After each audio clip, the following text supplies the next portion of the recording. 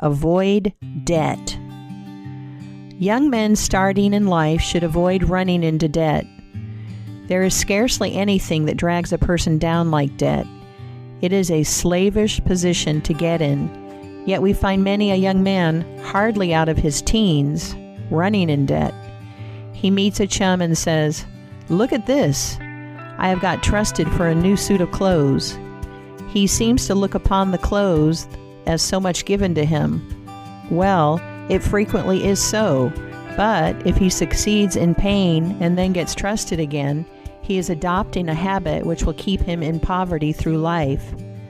Debt robs a man of his self-respect and makes him almost despise himself, grunting and groaning and working for what he has eaten up or worn out, and now when he is called upon to pay up, he has nothing to show for his money.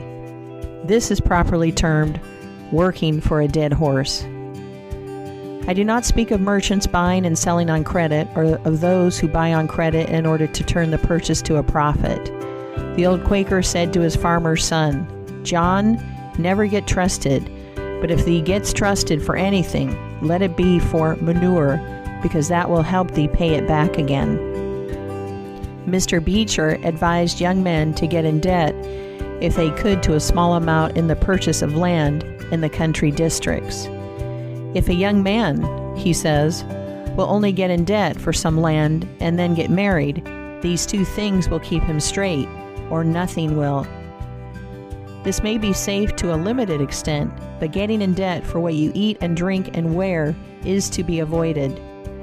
Some families have a foolish habit of getting credit at the stores and thus frequently purchase many things which might have been dispensed with.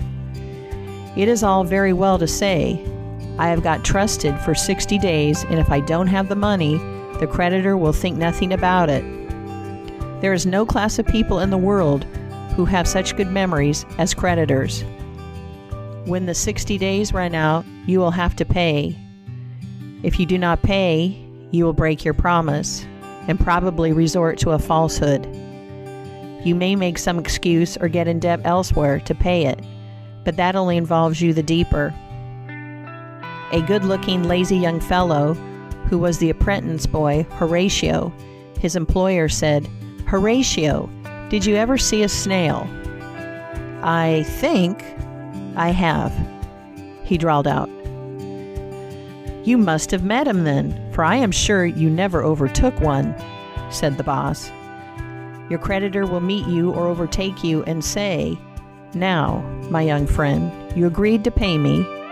You have not done it. You must give me your note." You give the note on interest and it commences working against you. It is a dead horse. The creditor goes to bed at night and wakes up in the morning better off than when he retired to bed because his interest has increased during the night. But you grow poorer while you are sleeping, for the interest is accumulating against you. Money is in some respects like fire. It is a very excellent servant, but a terrible master. When you have it mastering you, when interest is constantly piling up against you, it will keep you down in the worst kind of slavery. But let money work for you, and you have the most devoted servant in the world. It is no eye servant.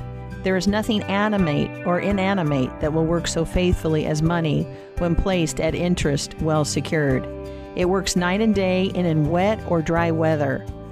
I was born in the blue law state of Connecticut, where the old Puritans had laws so rigid that it was said they fined a man for kissing his wife on Sunday.